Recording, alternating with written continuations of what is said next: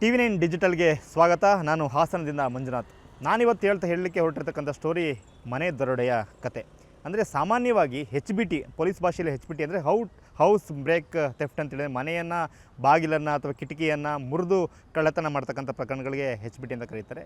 ಆದರೆ ಸಾಮಾನ್ಯವಾಗಿ ಮನೆಯಲ್ಲಿ ಯಾರೂ ಇಲ್ದಿರ್ತಕ್ಕಂಥ ಸಂದರ್ಭದಲ್ಲಿ ಅದನ್ನು ಗಮನಿಸಿ ಮನೆಗೆ ನುಗ್ಗಿ ಕಳ್ಳತನ ಮಾಡ್ತಿದ್ದ ಪ್ರಕರಣಗಳನ್ನ ಹಿಂದೆ ನಾವು ನೋಡ್ತಾ ಇದ್ವಿ. ಆದರೆ ಈಗ ಮನೆಯಲ್ಲಿ ಜನರು ಇದ್ದಾಗೇನೆ ಮನೆಗಳನ್ನು ಟಾರ್ಗೆಟ್ ಮಾಡಿ ಮನೆಗೆ ನುಗ್ಗಿ ಮನೆಯವರನ್ನ ಬೆದರಿಸಿ ಮನೆಯನ್ನು ದರೋಡೆ ಮಾಡ್ತಕ್ಕಂಥ ಪ್ರಕರಣಗಳು ಹಾಸನ ಜಿಲ್ಲೆಯಲ್ಲಿ ಜನರನ್ನ ಬೆಚ್ಚಿ ಬೀಳಿಸಿತ್ತು. ಜೂನ್ 2ನೇ ತಾರೀಕು ಹಾಸನ ಜಿಲ್ಲೆ ಆಲೂರು ತಾಲೂಕಿನ ಮಣಿಪುರ ಅಂತಕ್ಕಂಥ ಗ್ರಾಮದಲ್ಲಿ ನಡೆದಿದೆ. ಮತ್ತೊಂದು ಪ್ರಕರಣ ಜುಲೈ 22ನೇ ತಾರೀಕು ಅದೇ ಆಲೂರು ತಾಲೂಕಿನ ಈಶ್ವರಳ್ಳಿ ಕೂಡಿಗೆ ಅಂತಕ್ಕಂಥ ಗ್ರಾಮದಲ್ಲಿ ನಡೆದಿತ್ತು. ಎರಡೂ ಪ್ರಕರಣಗಳಲ್ಲಿ ಮೊದಲನೇ ಪ್ರಕರಣದಲ್ಲಿ 12 ಲಕ್ಷಕ್ಕೂ ಹೆಚ್ಚು ಮೌಲ್ಯದ ಚಿನ್ನಾಭರಣ, ಬೆಳ್ಳಿ ಆಭರಣಗಳನ್ನ ಕದೀಮರು ಮನೆಯಿಂದ ದರೋಡೆ ಮಾಡಿದರೆ, ಮತ್ತೊಂದು ಪ್ರಕರಣದಲ್ಲಿ ಸುಮಾರು 7.5 ಲಕ್ಷದಷ್ಟು ಮೌಲ್ಯದ ಚಿನ್ನಾಭರಣಗಳನ್ನು ದರೋಡೆಯನ್ನು ಮಾಡಿದರು. ಎರಡೂ ಪ್ರಕರಣಗಳು ಕೂಡ ಹಾಸನದಿಂದ ಮಂಗಳೂರಿನ ಸಂಪರ್ಕ ಮಾಡ್ತಕ್ಕಂಥ ರಾಷ್ಟ್ರೀಯ ಹೆದ್ದಾರಿ 75ರ ಇರ್ತಕ್ಕಂಥ ಆಜುಬಾಜಲ್ಲಿರ್ತಕ್ಕಂಥ ಒಂಟಿ ಮನೆಯನ್ನು ಈ ಕದೀಮರು ಟಾರ್ಗೆಟ್ ಮಾಡಿದರು.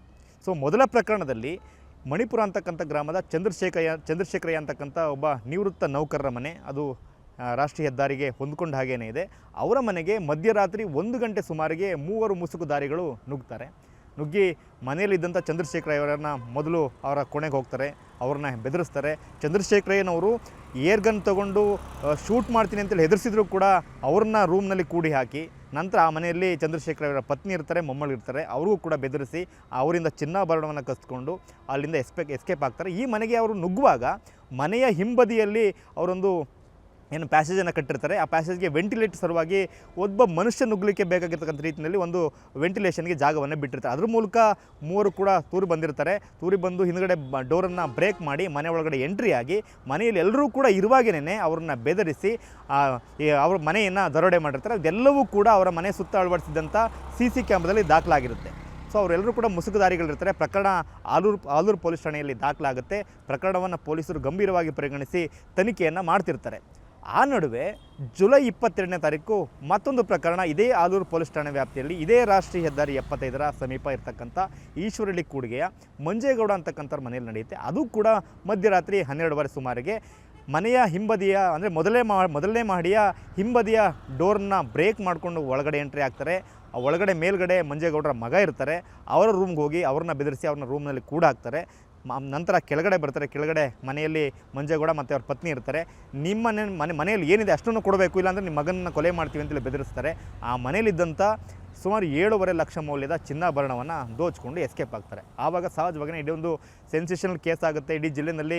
ಅಂದರೆ ಮನೆಯಲ್ಲಿ ಇದ್ದಾಗೇನೆ ಮನೆಗೆ ನುಗ್ಗಿ ಅವ್ರನ್ನ ಪ್ರಾಣ ಭಯಕ್ಕೆ ಒಡ್ಡಿ ಅವರ ಮನೆಯನ್ನು ದರೋಡೆ ಮಾಡಿರ್ತಕ್ಕಂಥ ಪ್ರಕರಣವನ್ನು ಪೊಲೀಸರು ಗಂಭೀರವಾಗಿ ಪರಿಗಣಿಸ್ತಾರೆ. ಹಾಸನದ SP ಶುಭನ್ವಿತಾ ಅವರು ಸಕಲೇಶ್ಪುರದ DYSP ಅವರ ನೇತೃತ್ವದಲ್ಲಿ ಸಕಲೇಶ್ಪುರದ ಇನ್ಸ್ಪೆಕ್ಟರ್, ಆಲೂರಿನ ಇನ್ಸ್ಪೆಕ್ಟರ್ ನೇತೃತ್ವದಲ್ಲಿ ವಿಶೇಷ ತಂಡವನ್ನು ರಚನೆ ಮಾಡ್ತಾರೆ. ಈ ತಂಡ ಕಂಪ್ಲೀಟಾಗಿ ಇಡೀ ಕೇಸನ್ನು ಸ್ಟಡಿ ಮಾಡಿದಾಗ ಎರಡೂ ಪ್ರಕರಣಗಳು ಒಂದು ಸಿಮಿಲಾರಿಟಿ ಕಂಡು ಬರ್ತದೆ. ಎರಡೂ ಪ್ರಕರಣದಲ್ಲಿ ಮುಸುಕುದಾರಿಗಳಿರ್ತಾರೆ. ಎರಡೂ ಪ್ರಕರಣದಲ್ಲೂ ಕೂಡ ಹೈವೇನಲ್ಲಿರ್ತಕ್ಕಂಥ ಒಂಟಿ ಮನೆಯನ್ನು ಟಾರ್ಗೆಟ್ ಮಾಡಲಾಗಿದೆ. ಅಂದರೆ ಎರಡೂ ಪ್ರಕರಣದಲ್ಲೂ ಕೂಡ ಒಂದೇ ಆರೋಪಿಗಳು ಭಾಗಿಯಾಗಿರ್ಬೋದು ಅಂತಕ್ಕಂಥ ಒಂದು ಶಂಕೆಯನ್ನು ಇಟ್ಕೊಂಡು ತನಿಖೆ ಮಾಡಲಿಕ್ಕೆ ಶುರು ಮಾಡಿದಾಗ ಆರೋಪಿಗಳು ಆಗಸ್ಟ್ 7ನೇ ತಾರೀಕು ಪತ್ತೆ ಆಗ್ತಾರೆ. ಒಟ್ಟು 8 ಜನ ಆರೋಪಿಗಳನ್ನು ಪೊಲೀಸರು ಬಂಧಿಸಿದ್ದಾರೆ. ಅದರಲ್ಲಿ ಪ್ರಮುಖವಾಗಿ A1 ಆರೋಪಿ ದಕ್ಷಿಣ ಕನ್ನಡದ ಅಶ್ರಫ್, ಹಾಗೆ ಅದೇ ದಕ್ಷಿಣ ಕನ್ನಡದ ಇಬ್ರಾಹಿಂ, ಮತ್ತು ಹಾವೇರಿ ಮೂಲದ ಈರಣ್ಣ, ಮತ್ತೊಬ್ಬ ಹಮೀದ್, ಮತ್ತೊಬ್ಬ ಸಂಕೇತ್, ಮತ್ತೊಬ್ಬ ರಘು, ಮತ್ತೊಬ್ಬ ಸುಲೇಮಾನ್, ಮತ್ತೊಬ್ಬ ಭರತ್. ಈ ಸುಲೇಮಾನ್ ಮತ್ತು ಭರತ್ ಅಂತಕ್ಕಂಥವ್ರು ಹಾಸನ ಜಿಲ್ಲೆಯ ಮೂಲದವರು.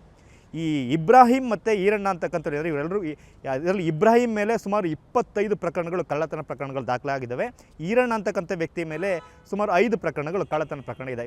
ಇವರಿಬ್ಬರ ಮೇಲೂ ಕೂಡ ಕೇರಳ ಮತ್ತು ಕರ್ನಾಟಕದಲ್ಲಿ ಬೇರೆ ಭಾಗದಲ್ಲಿ ಕಳ್ಳತನ ಪ್ರಕರಣಗಳು ದಾಖಲಾಗಿದ್ದಾವೆ. ಈರಣ್ಣ ಮತ್ತು ಇಬ್ರಾಹಿಂ ಅವರು ಜೈಲಿನಲ್ಲಿರುವಾಗ ದಕ್ಷಿಣ ಕನ್ನಡದಲ್ಲಿ ಜೈಲಿನಲ್ಲಿರ್ತಕ್ಕಂಥ ಸಂದರ್ಭದಲ್ಲಿ ಇಬ್ಬರು ಕೂಡ ಪರಿಚಯ ಆಗಿರ್ತಾರೆ. ಪರಿಚಯ ಆದಾಗ ಈ ಕಳ್ಳತನವೇ ಇವರ ವ್ಯವಹಾರ, ಏನಾರು ಇದ್ದಾಗ ಹೇಳುವಂತಕ್ಕಂಥ ಮಾತುಕತೆಯನ್ನು ಮಾಡ್ಕೊಂಡಿರ್ತಾರೆ. ಅದರ ಆಧಾರದಲ್ಲಿ ಇಬ್ರಾಹಿಂಗೆ ಹಾಸನ ಜಿಲ್ಲೆಯ ಮೂಲದ ಸುಲೇಮಾನ್ ಅಂತಕ್ಕಂಥ ವ್ಯಕ್ತಿ ಪರಿಚಯ ಇರ್ತಾನೆ. ಆ ಸುಲೇಮಾನ್ ಜೊತೆ ಸಂಪರ್ಕ ಮಾಡಿದಾಗ ಸುಲೇಮಾನ್ ಮೊದಲ ಪ್ರಕರಣ ಜೂನ್ 2ನೇ ತಾರೀಕು ಒಂದು ಪ್ರಕರಣ ಆಗಿರುತ್ತೆ. ಆ ಪ್ರಕರಣದಲ್ಲಿರ್ತಕ್ಕಂಥ ಚಂದ್ರಶೇಖರ್ ಅವರ ಮನೆ ನಿರ್ಮಾಣ ಮಾಡುವಾಗ ಇದೇ ಸುಲೇಮಾನ್ ಅವ್ರ ಮನೆಯಲ್ಲಿ ಮೇಸ್ತ್ರಿಯಾಗಿ ಕೆಲಸ ಮಾಡಿರ್ತಾನೆ. ಸೊ ಅವ್ರ ಮನೇಲಿ ಒಂದಷ್ಟು ಹಣ ಇರ್ಬೋದು, ದುಡ್ಡು ಇರ್ಬೋದು ಅಂತಕ್ಕಂಥ ಅನುಮಾನದಿಂದ ಈ ವಿಚಾರವನ್ನು ಇಬ್ರಾಹಿಂ ಜೊತೆ ಶೇರ್ ಮಾಡ್ತಾನೆ. ಇಬ್ರಾಹಿಂ ಮತ್ತು ಅವನ ಟೀಮ್ ಆ ಮನೆಯನ್ನು ದರೋಡೆ ಮಾಡಲಿಕ್ಕೆ ಪ್ಲ್ಯಾನ್ ಮಾಡ್ತಾರೆ. ಅದರ ಆಧಾರದಲ್ಲೇ ಪ್ಲ್ಯಾನ್ ಮಾಡಿಕೊಂಡು ಏಕಾಏಕಿ ಮಧ್ಯರಾತ್ರಿ ಆ ಮನೆಗೆ ನುಗ್ತಾರೆ. ಮುಸುಕುದಾರಿಗಳು ಬಂದು ನುಗ್ತಾರೆ. ಅವ್ರ ಮೇಲೆ ಏರ್ ಗನ್ನನ್ನು ತೋರಿಸಿ ಬೆದರಿಸಿದ್ರು ಕೂಡ ಇವು ಮನೆಯವರಿಗೆ ಜೀವಭಯವನ್ನು ಸೃಷ್ಟಿ ಮಾಡಿ ದರೋಡೆಯನ್ನು ಮಾಡಿರ್ತಾರೆ.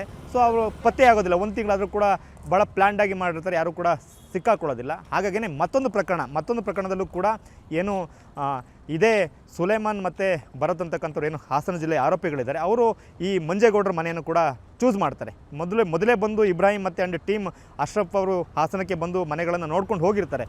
ಅಂದರೆ ಅಕ್ಕಪಕ್ಕ ಯಾವುದೇ ಬೇರೆ ಮನೆಗಳಿಲ್ಲ ಮತ್ತು ಅದು ಸಿಂಗಲ್ ಮನೆಗಳಿದ್ದಾವೆ, ಹೈವೇ ಪಕ್ಕದಲ್ಲೇ ಇದೆ. ಏನಾದರೂ ಅಟೆಂಪ್ಟ್ ಮಾಡಿದ್ರು ಕೂಡ ತಕ್ಷಣ ನಾವು ಪರಾರಿ ಆಗ್ಬೋದು ಅಂತಕ್ಕಂಥ ಎಲ್ಲ ಒಂದು ಕ್ಯಾಲ್ಕುಲೇಟ್ ಮಾಡ್ಕೊಂಡೇ ಆ ಮನೆಗೆ ಎಂಟ್ರಿ ಆಗ್ತಾರೆ. ಸೊ ಮೊದಲನೇ ಪ್ರಕರಣದಲ್ಲಿ ಕೂಡ ಅವರು 12 ಲಕ್ಷ ಮೌಲ್ಯದ ಚಿನ್ನಾಭರಣವನ್ನು ದರೋಡೆ ಮಾಡ್ಕೊಂಡು ಹೋಗಿರ್ತಾರೆ. ಎರಡನೇ ಪ್ರಕರಣದಲ್ಲೂ ಕೂಡ 7 ಲಕ್ಷಕ್ಕೂ ಅಧಿಕ ಮೌಲ್ಯದ ಚಿನ್ನಾಭರಣವನ್ನು ದರೋಡೆ ಮಾಡಿಕೊಂಡು ಹೋಗಿರ್ತಾರೆ. ಸೊ ಇದನ್ನು ಗಂಭೀರವಾಗಿ ಪೊಲೀಸರು ಪರಿಗಣಿಸಿರ್ತಾರೆ. ಸೊ ತನಿಖೆಯಲ್ಲಿರುವಾಗ ಕೆಲವೊಂದು CC ಕ್ಯಾಮ್ರಲ್ಲಿ ಸಿಕ್ಕಂಥ ಸೂಕ್ಷ್ಮ ಸುಳಿವುಗಳು ಹಾಗೆ ಮೊಬೈಲ್ ಟ್ರ್ಯಾಕ್ ರೆಕಾರ್ಡನ್ನು ಆಧರಿಸಿ ಒಂದಷ್ಟು ಅನುಮಾನಾಸ್ಪದ ಮೇಲೆ ಮತ್ತೊಂದು ಮನೆ ಕಳ್ಳತನಕ್ಕೆ ಬಂದಿದ್ದ ಸಂದರ್ಭದಲ್ಲಿ ಆಗಸ್ಟ್ 7ನೇ ತಾರೀಕು 4 ಅನುಮಾನಾಸ್ಪದವಾಗಿ ಓಡಾಡ್ತಿದ್ದ 4 ಒಂದು ಮಾರುತಿ ಇಕೋ ವಾಹನದಲ್ಲಿ ಪೊಲೀಸರು ಕಾಣ್ತಾರೆ. ಅವ್ರನ್ನ ವಿಚಾರಣೆ ಮಾಡಿದಾಗ ಅವರ ಬಳಿ ಸಿಕ್ಕಂಥ ವಸ್ತುಗಳೆಲ್ಲವೂ ಕೂಡ ಮನೆಯನ್ನು ಬ್ರೇಕ್ ಮಾಡಲಿಕ್ಕೆ ಬೇಕಾಗಿರ್ತಕ್ಕಂಥ ಆಯುಧಗಳು ಇಟ್ಕೊಂಡಿರ್ತಾರೆ. ಆ ಒಂದು ಅನುಮಾನದ ಮೇಲೆ ಅವ್ರನ್ನ ವಿಚಾರಣೆ ಮಾಡಿದಾಗ ಈ 2 ಪ್ರಕರಣಗಳು ಕೂಡ ಈಗ ಪತ್ತೆಯಾಗಿದೆ. ಸಾಮಾನ್ಯವಾಗಿ ಮನೆ ಕಳ್ಳತನ ಅಂತಂದರೆ ಮನೆಯಲ್ಲಿ ಯಾರು ಇಲ್ದಿರ್ತಕ್ಕಂಥ ಸಂದರ್ಭದಲ್ಲಿ 1-2-3 ದಿನ ಇಲ್ದಿರ್ತಕ್ಕಂಥ ವೇಳೆಯಲ್ಲಿ ಅದನ್ನು ಟಾರ್ಗೆಟ್ ಮಾಡಿಕೊಂಡು ಮನೆ ಕಳ್ಳತನಗಳು ಆಗ್ತಾಯಿತ್ತು. ಆದರೆ ಈಗ ಮನೆಯಲ್ಲಿ ಇದ್ದಾಗಲೇ ಮನೆಗೆ ನುಗ್ಗಿ ಮನೆಗಳನ್ನು ದರೋಡೆ ಮಾಡ್ತಕ್ಕಂಥ ಪ್ರಕರಣಗಳು ಸಹಜವಾಗಿಯೇ ಜನರನ್ನು ಆತಂಕಕ್ಕೆ ದೂಡಿದೆ. ಹಾಗೆಯೇ ಪೊಲೀಸ್ ಇಲಾಖೆ ಕೂಡ ಈ ಒಂದು ಪ್ರಕರಣವನ್ನು ಅತ್ಯಂತ ಗಂಭೀರವಾಗಿ ಪರಿಗಣಿಸಿತ್ತು. ಅದನ್ನು ಈಗ ಟ್ರೇಸ್ ಕೂಡ ಮಾಡಿರ್ತಕ್ಕಂಥ ಒಂದು ಸಮಾಧಾನ ತಂದಿದ್ರೂ ಕೂಡ ಮನೆಯಲ್ಲಿದ್ದಾಗಲೇ ನಡೀತಕ್ಕಂಥ ಒಂದು ಕೃತ್ಯಗಳು ಸಹಜವಾಗಿಯೇ ಒಂಟಿ ಮನೆಗಳ ಮಾಲೀಕರಿಗೆ ಒಂದು ಆತಂಕವನ್ನು ಸೃಷ್ಟಿ ಮಾಡಿದೆ. ಹಾಗಾಗಿ ಪೊಲೀಸರು ಕೂಡ ಒಂದಷ್ಟು ಸಲಹೆಗಳನ್ನು ಕೊಟ್ಟಿದ್ದಾರೆ. ನೀವು ಮುಂಭಾಗದ ಡೋರನ್ನು ಎಷ್ಟು ಭದ್ರವಾಗಿ ಇಟ್ಕೊಳ್ತೀರೋ ಹಿಂಭಾಗದ ಡೋರ್ಗಳನ್ನು ಕೂಡ ಅಷ್ಟೇ ಭದ್ರವಾಗಿ ಇಟ್ಕೊಳ್ಬೇಕು. ಮನೆಯಿಂದ ಎಲ್ಲಾದರೂ ಹೊರಗಡೆ ಹೋಗಬೇಕು ಅಂತಾದರೆ ಏನು ಪೊಲೀಸ್ ಇಲಾಖೆ ಒಂದು ಲಾಕ್ಡ್ ಹೌಸ್ ಬೀಟ್ ಸಿಸ್ಟಮ್ ಅಂತ ಏನು ಮಾಡ್ಕೊಂಡಿದ್ದಾರೆ. ಅಂದರೆ ಯಾವ ಪೊಲೀಸ್ ಠಾಣೆ ವ್ಯಾಪ್ತಿಯಲ್ಲಿ ನಿಮ್ಮ ಮನೆ ಇರುತ್ತೆ ಆ ಪೊಲೀಸ್ ಠಾಣೆಗೆ ನೀವು 1-2-3 ದಿನಗಳ ಕಾಲ ಮನೆಯಿಂದ ಬಿಟ್ಟು ಹೊರಗಡೆ ಹೋಗೋದಾದರೆ ಆ ಪೊಲೀಸ್ ಠಾಣೆ ವ್ಯಾಪ್ತಿಗೆ ನೀವು ಮಾಹಿತಿಯನ್ನು ಕೊಡಬೇಕು. ಆ ಸಂದರ್ಭದಲ್ಲಿ ನೀವು ಯಾವಾಗ ಮನೆಯಲ್ಲಿ ಇರೋದಿಲ್ಲ ಆ ಸಂದರ್ಭದಲ್ಲಿ ನಮ್ಮ ಪೊಲೀಸರು ಮನೆಗೆ ವಿಸಿಟ್ ಮಾಡ್ತಾರೆ ಅಂತಕ್ಕಂಥ ಮಾಹಿತಿನ ಮತ್ತೊಂದು ಕಡೆ ರಿಕ್ವೆಸ್ಟ್ ಮಾಡ್ತಾರೆ. ಮತ್ತೊಂದು ಏನು ಸಾಧ್ಯವಾದಷ್ಟು ಕಡೆಗಳಲ್ಲಿ ಮನೆಗಳ ಬಳಿ ಒಂಟಿ ಮನೆಗಳಿದ್ದರೆ ಅಥವಾ ನಿಮ್ಮ ಏರಿಯಾಗಳಲ್ಲಿ CC ಕ್ಯಾಮ್ರಾಗಳನ್ನ ಅಳವಡಿಸಿದ್ರು ಕೂಡ ಒಂದಷ್ಟು ಭದ್ರತೆ ದೃಷ್ಟಿಯಿಂದ ಇಂಥ ಕಳ್ಳತನ ಬರ್ತಕ್ಕಂಥವ್ರಿಗೆ ಒಂದಷ್ಟು ಭಯ ಪಡಿಸ್ತಕ್ಕಂಥ ರೀತಿಯಲ್ಲಿ ಕೂಡ ಇರ್ತದೆ. ಹಾಗಾಗಿ CC ಕ್ಯಾಮ್ರಾಗಳನ್ನು ಕೂಡ ಎಲ್ಲರಿಗೂ ಅಳವಡಿಸ್ಕೊಳ್ಬೇಕು ಅಂತಕ್ಕಂಥ ರಿಕ್ವೆಸ್ಟನ್ನು ಕೂಡ ಪೊಲೀಸರು ಮಾಡಿದ್ದಾರೆ. ಇದರ ನಡುವೆ ಕೂಡ ಏನು ಮನೆಗಳಿಗೆ ಜನರು ಇದ್ದಾಗಲೇ ನುಗ್ಗಿ ದರೋಡೆ ಮಾಡ್ತಿರ್ತಕ್ಕಂಥ ಪ್ರಕರಣಗಳು ಸಹಜವಾಗಿಯೇ ಜನರಲ್ಲಿ ಆತಂಕಕ್ಕೆ ದೂಡಿತ್ತು. ಸೊ ಇಂಥ ಒಂದು ಪ್ರಕರಣ ಮಾಡ್ತಿದ್ದಂಥ 8 ಆರೋಪಿಗಳನ್ನು ಪೊಲೀಸರು ಈಗ ಅರೆಸ್ಟ್ ಮಾಡಿರ್ತಕ್ಕಂಥದ್ದು ಸಹಜವಾಗಿಯೇ ಜನರಲ್ಲಿ ಒಂದು ನೆಮ್ಮದಿಯನ್ನು ತರಿಸಿದೆ.